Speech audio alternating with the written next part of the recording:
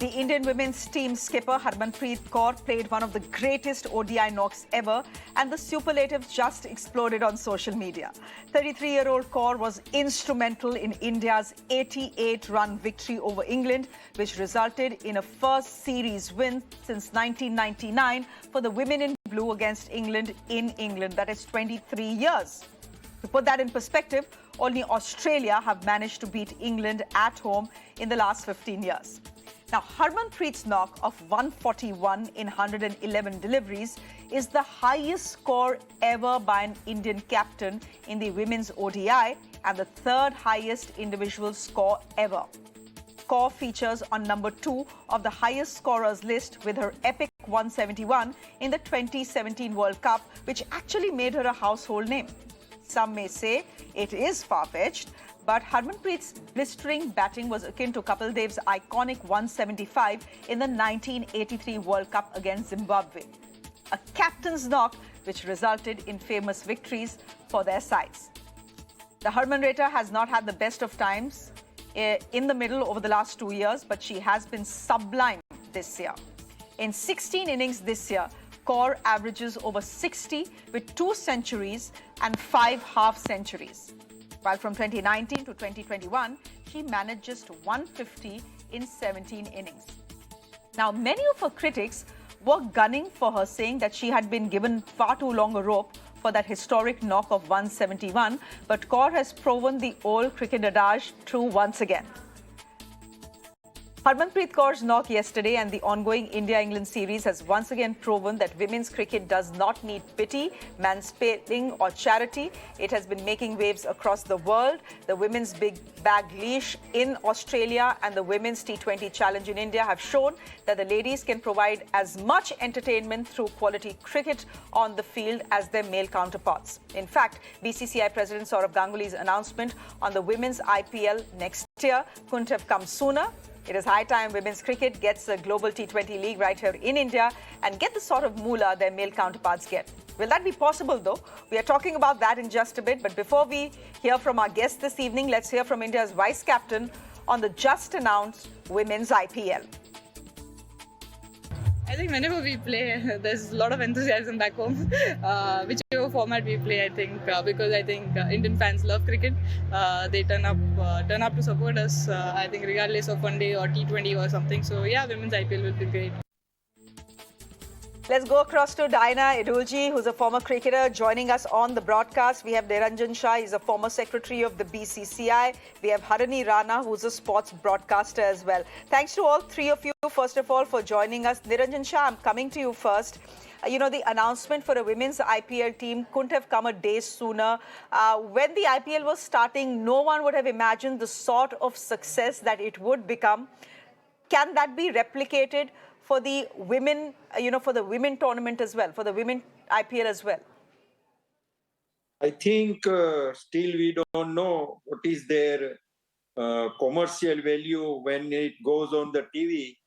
Maybe we have to wait for 2-3 years because still we in India, women cricket, need more players for the successful IPL 5-6 teams. Because it should be of very high standard. Then only IPL women can be successful. We have to see it is very important that we can play 4-5 teams. We can put at the moment we have a 4 team and they play series like that. But I think still we need a little bit cautious on that. Do we need to be a little more cautious on that, Diana? Look at Harmanpreet and look at the absolute joy that she has given Indian cricket fans. Do we need to be cautious about the women's IPL? As Mr. Niranjan Shah is saying, he's saying we don't know what the broadcast rights will sell for. We don't know what the interest levels will be. And let's face it, there is a discrimination when it comes to men's cricket and women's cricket. Do we need to be cautiously optimistic, as it were, about the women's IPL?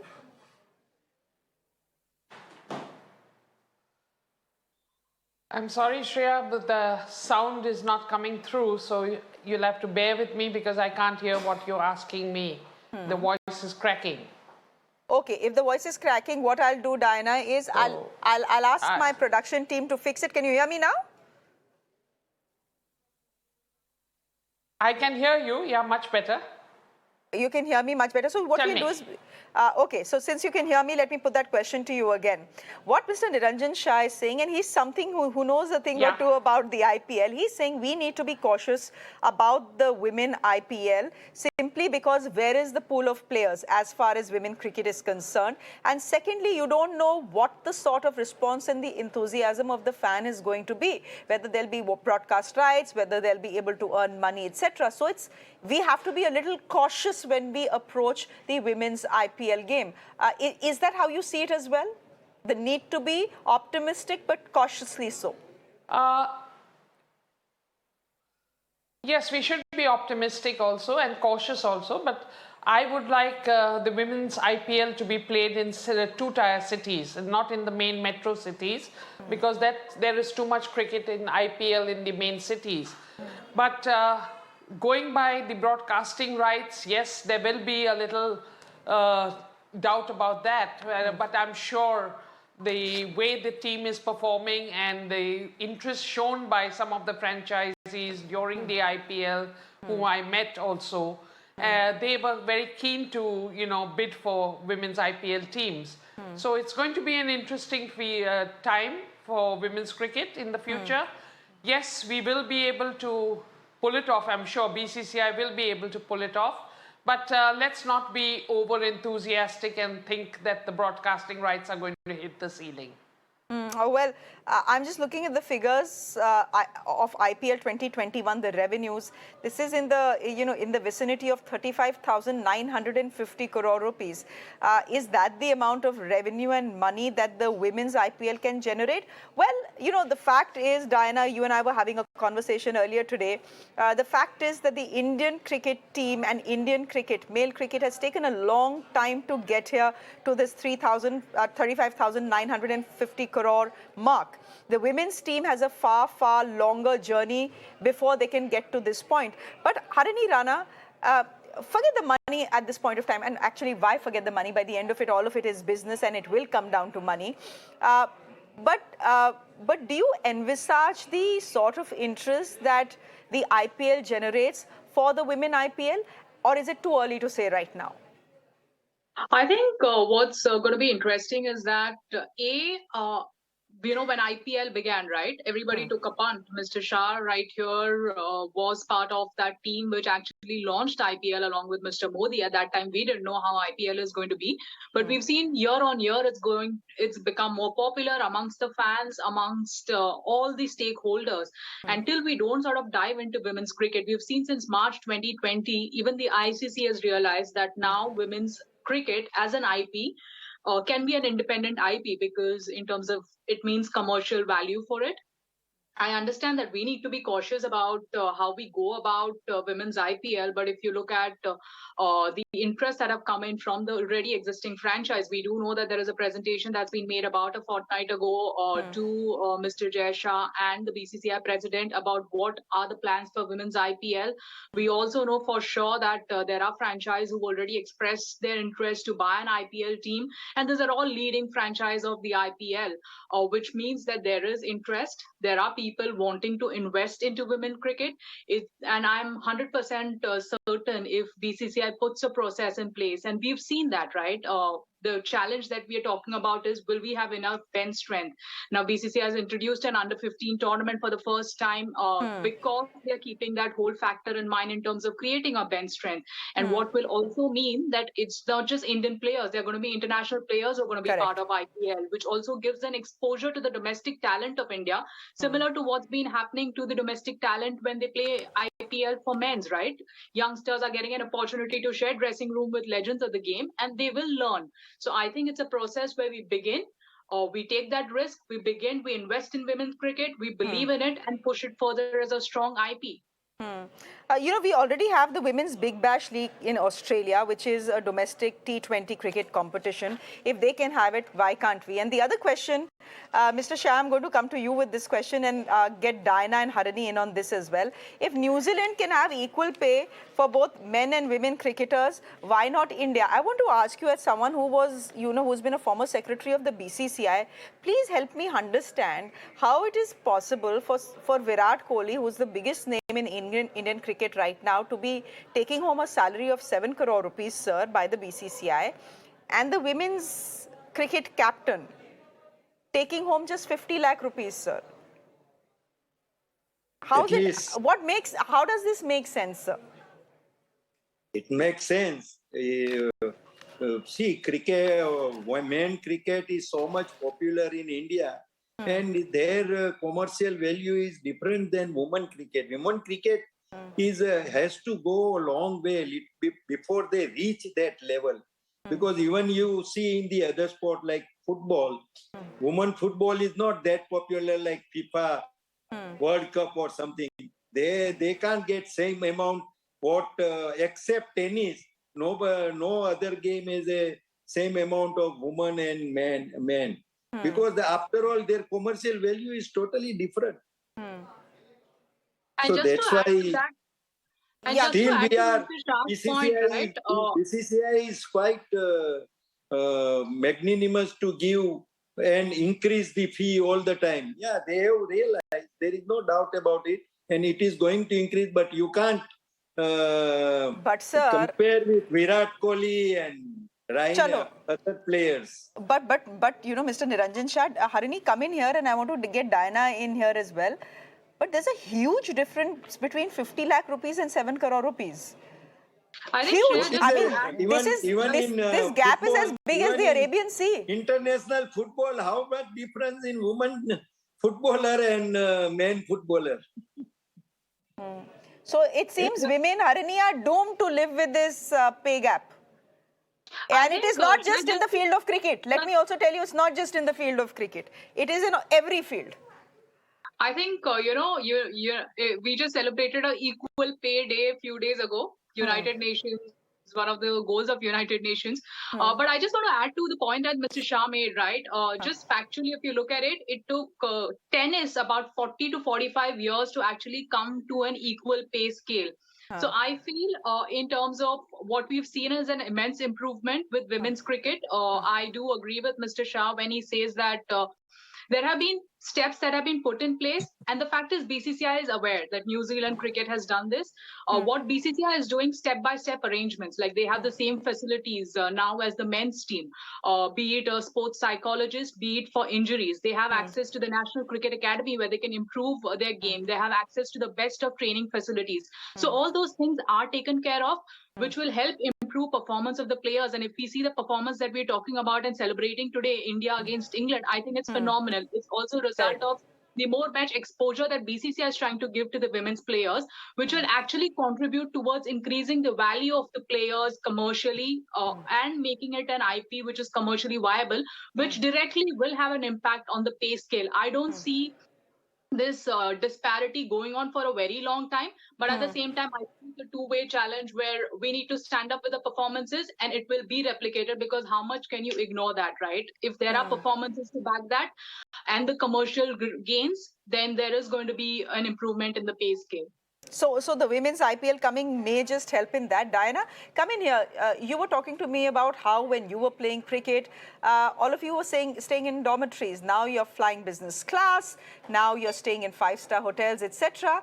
What is it that women's cricket need to? I mean, what is it that women cricketers or women cricket need to do to get somewhere near the vicinity of what the men are paid? We need a bigger pool. I think you need to win an ICC championship. Go ahead, Diana. Yes, we do need more domestic cricketers for the IPL, but also the Indian women's cricket team need to win a ICC trophy. Until we win, we had 2 finalists. We lost out on them. We had 1 semi-finals. We lost out there. We are getting there, but we are not able to cross the line. And until then, we'll have to just wait and watch. I'm sure women's IPL in the beginning will not be such a big hit, but will be there for general small steps to be taken for the improvement of the game. Domestic cricket may improve because people will want to become a member of the IPL team, and that way the pool will increase. And slowly the foreign players coming in also. We'll have a wider pool coming in than the 3 teams which were there. Only 15 foreign players were able to come in. Now, if we have 5 or 6, we'll have 25 to 30 foreign players coming in. So that all will take time. Let's not jump the gun. We need to wait and watch. And I'm sure women's tennis waited for so long before they had equal pay, prize money. So I don't see what is wrong. Women's tennis is also very popular. They go to full houses, you know, in Wimbledon or the Grand Slams and all that. But we have to still market it properly. And for marketing, you need the performance to back you. And the performance will only come with an ICC trophy. Okay, but if, answer my question, if New Zealand why can't India? Given that BCCI is very cash rich, they have all the money in the world. Look at how much money they make from the IPL. Forget anything else. To give money to everywhere without even, Well, there is not... to each... Ek minute, let Mr. Niranjan Shah respond. Yeah. Also, we have to just give a money to everyone because we have earned the money. No, because it has to money go in the properly in the, and India is a huge. New Zealand is just a small country. You can't say New Zealand and what is India. India, you have to cater so many players. Not New Zealand is a very small bench of players. But Mr. Shah, I mean, here's I agree with Niranjan Bhai because that is definitely New Zealand would be like Bombay or Maharashtra, you know. But in India, we have catered to a lot of men cricketers. Age level cricket also is there. Women's age level cricket. We are starting an under 15 tournament for the women. All that requires money. So you just can't just think of only the 15 top players earning the money. It's the domestic cricketers who also need to be looked into and looked after. Yeah, I'm with you. Okay, both of you agree with each other, which is great. It rarely happens on a debate, but I'm so glad that both of you do. Harini, you know, we've seen what Harmanpreet Kaur has done, and therefore, I would, you know, again ask you why not same pay for male cricketers and women cricketers? But I think you know, the 2 senior people on our panel have made the point that it is not possible. Okay, I understand that, but is it also about the Indian fan, Harini? Be honest here, that we haven't really owned our women's team the way we have owned the men's team. I absolutely agree to a certain extent. And I think that is also driven by performance and that is also driven by marketing, right? Just to put it in context, what you're mentioning about equal pay that was announced by New Zealand cricket. So that was done after New Zealand hosted the World Cup recently, which was an ICC event. And based on the success, did the New Zealand government and the cricket board take this decision of equal pay. So that's coming from a success story of New Zealand cricket to a certain extent, the women players and how they performed. Now, going back to the question that you asked, Shreya, I think we are seeing that change, especially after the 2017 performance. And actually, what Diana ma'am mentioned that, you know, 2020, when we reached the finals, I was at the MCG when India played that final against Australia, which was a T20 World Cup just prior to COVID. And trust me, like just on the eve of the final, there was a get together for the players and the family members. Some of us were also invited while we were there. And the only reason that India went down against Australia was not because they did not have the technical ability to handle them, but it was more of a mental strength that sort of deflated them. Looking at sort of 85,000 people cheering, something that India had not experienced before. But I think over a period of time, now that you mentioned Harmanpreet's performance, you mentioned India's performance, we actually see that trending on Twitter. It's become a huge conversation where people are actually following cricket. So I think that change is happening, and it's a good time for that change to happen because now we are building up to some great performances that we've seen. And these conversations that are happening on social media organically are based on certain performances and fight back that the Indian women's team has put up. So I think as a country, we are always individual and performance driven and hero driven. And that's somewhere, when we talk about men's cricket, there's so many people who fans look up to. And now there are women cricketers who are doing that to a certain level, and the conversations are going. And there is somewhere an acceptance that is coming amongst the fans, which is also leading towards BCCI officials and the BCCI admitting that, hey, there is a scope for women's IPL to take place. They are taking measures when it comes to setting up a structure for women's cricket, which will actually translate into developing a bench strength along with the state association. So I think somewhere it's a two-way channel. I agree that as fans, we've not owned women's cricket. But I think what we are seeing now is a change that's happening, and it's a much welcome change at a broader level when it comes to the fabric of the country, where there's so much sort of push for women empowerment, where there's so much push for women in sport to be in the main limelight, and acceptance that women in sport is also equally important as men in sport. Mr. Niranjan Shah, before I let you go, I want you to take a guess, calculated or otherwise, as to when it will be that the Indian women cricket captain will earn 7 crore rupees. Will it happen in 10 years, 15 years, 20 years, or will it never happen? No, it will take still, there is a time, at least 15 years before cricket, women cricket has to be popular. Today, even there are women cricket match going on, even international. How many women watch this match? Let me give me the perfect. They will not know name of the woman cricketer, but they will know the name of every Indian cricketers, male cricketers. See, this still it is coming, and we have to, like it has been told, we must win some World Cup, ICC trophy. It will boost their popularity, and that is how it will come, because women cricket look very slow compared to male cricket, not like tennis. Both look little bit fast, but here it will look so slow. So when woman herself are not what to watch the women cricket, it has to take long way. No, but is that what it, Diana, in the end, is that what it will take, that women need to step out and watch women's cricket? We want everyone to watch it. But sport is a sport.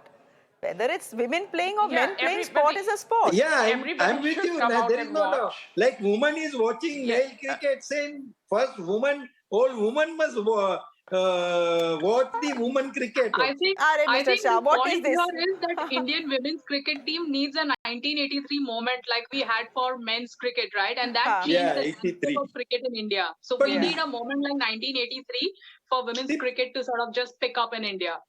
There is a long history for male cricket. It's 75, 80 also, years. Shreya, I would like to state that, we have to be more consistent in our performances. We can't win one odd series here and there.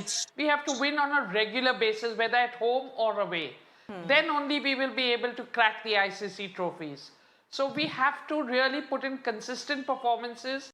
The whole team has to perform together, not only 2 or 3 players who are in the limelight like Harman, Smriti or Shefali. You have to have an all-round team. And that, again, we are in the rebuilding phase. Mithali has gone out, Julian is going out. So we have to start building again, and this is the right time for the IPL to come in. And I'm sure, have patience, we will be there, and I'm absolutely certain that women's cricket, I don't give 15 years, maybe 10 to 12 years, we will be there. Okay, we'll leave it there for the moment. This has been such an enlightening conversation. Thank you very much, Harini, for joining us. Diana and Niranjan Shah, thank you very much. What are we taking away from this conversation? We are taking away that, well, the pay gap is far from being bridged. There are compelling reasons for it. But to be fair, this pay gap between the two genders is not just a reality in Indian cricket, it is a reality everywhere. It is a reality in newsrooms, it's a reality in boardrooms as well.